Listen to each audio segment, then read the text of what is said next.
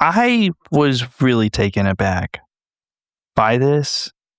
This is like, if you're Nick Fuentes, like, you could not have dreamed for this to go better for you. Like, if Nick Fuentes had written the interview for himself, I don't know how it would look different.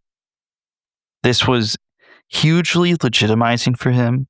It gets him in front of a sort of reactionary, sort of left reactionary type of audience, judging by the YouTube comments that are distrustful of the establishment, distrustful of the mainstream media. Like, what's the truth? What's the truth is this YouTube channel kind of thing. I mean, just that sort of zone of politics. Maybe reactionary is too harsh of a word for it, but it gets him in front of them and allows him to spend an hour and 40 something minutes holding court and lying about his past, misrepresenting his past comments, glazing over them, and trying to claim, like Graham Plattner, that he has changed and that he's where the baby thinks he hasn't. But even say stuff like that towards the end of it. As for your point about this couldn't go better for Nick Fuentes, I think you're 100% right. This is exactly what he would have wanted.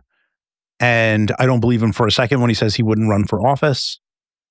Maybe his version of him taking power would not require an election. But I think this is a very ambitious guy. He's always been. And I think he's very scary.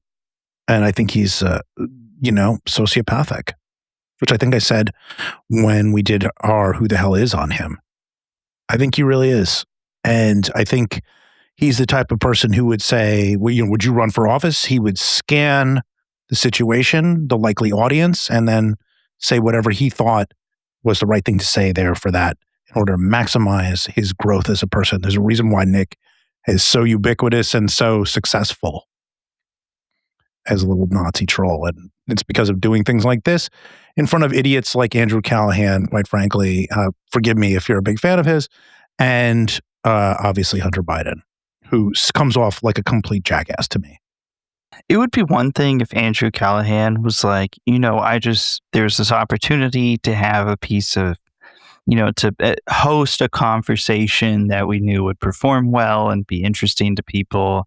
And I was just there to facilitate it.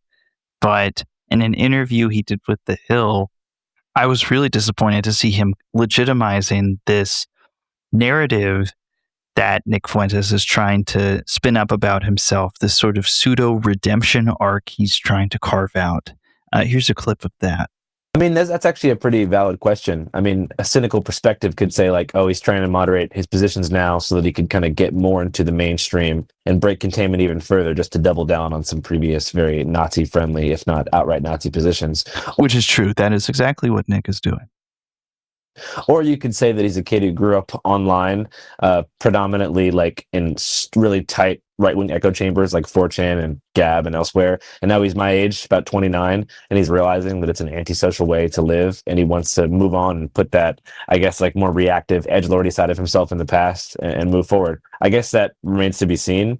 He seemed pretty genuine to me, but I also tend to see the best in people. So hopefully I'm right and the other perspective is wrong. I think that speaks for itself. It's pretty embarrassing.